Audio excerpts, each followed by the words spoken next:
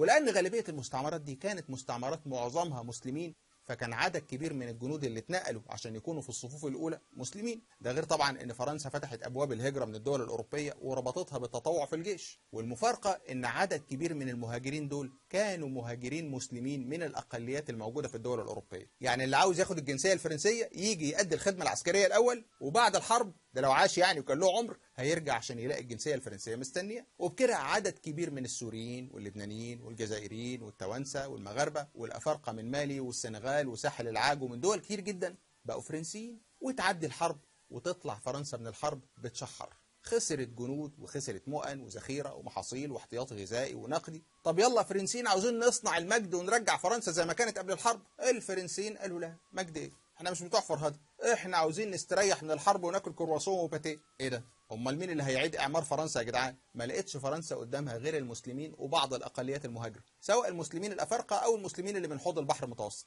ومين كمان؟ شويه طليان على اسبان كانوا مهاجرين من بلدهم. فساهمت العماله المهاجره دي كلها في نهضه فرنسا بعد الحرب العالميه الاولى. المسلمين كان فيهم خصائص مختلفه عن باقي المهاجرين لفرنسا، اولها انهم كانوا بتوع شغل وبيجتهدوا عشان ياسسوا حياه مستقره ما يحتاجوش فيها الهجرات تانية، وكانهم اعتبروا فرنسا وطن جديد، عكس باقي المهاجرين اللي كانوا جايين يستفيدوا من البلد اكتر من كونهم جايين يفيدوها. ثم ان باقي الجنسيات مش هيفرق معاهم الاستقرار ده قد ما هيفرق معاهم يلاقوا البلد اللي تدفع لهم اكتر، فكانوا مرتحلين او مرتزقه اكتر من كونهم مهاجرين. وتيجي الحرب العالميه الثانيه والمانيا تحتل فرنسا وباريس شبه تتدمر والبلد كلها تتملى انقاض ومتاريس وتتحول لساحه حرب. لكن بعد ما تدخل امريكا ويحصل تحول في مسار الحرب بعد اول نجاح لعمليه انزال على شواطئ فرنسا، امريكا وانجلترا يحرروا فرنسا من الجيش الالماني وترجع فرنسا تدور مين يعمر البلد اللي اتهدت فوق دماغنا دي. يا فرنسيين انتوا لسه ما خلصتوش طفح في الكراسون والباتيه. طب يا طليان، طب يا اسبان، يلا ايديكم معانا نعمر البلد. فيرد الطليان والاسبان